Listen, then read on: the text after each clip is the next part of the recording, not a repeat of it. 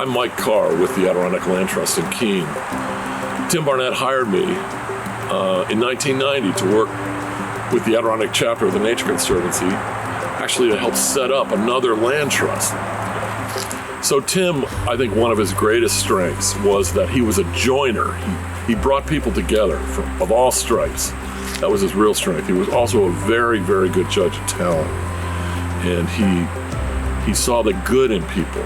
He maintained really important relationships with industry, with other conservation groups, with supporters and board members and landowners. The other thing I think he was really, the great contribution he made was he always invested time in young staff. He saw their promise. He knew they were the future of conservation in the Adirondacks. He never took himself too seriously and had just a marvelous sense of humor. And that really was impactful with young professionals just getting started. One of my favorite stories, this is an after his accident story. He loved to see the park from the air. And one summer there were several lightning strike, small forest fires going over in the Little Tupper Lake area, Brandreth Park area, places we had been working over time.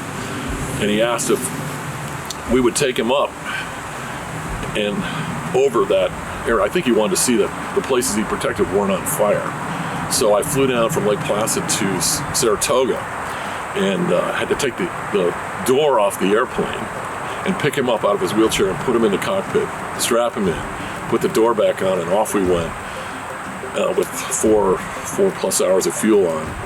And we made circles of the fires and some of the places he had protected over time. And then he started dreaming out loud about what was next, about what he wanted to do next. And for me to hear that coming over the headset was, I'll never forget it, Tim dreaming out loud about what was next.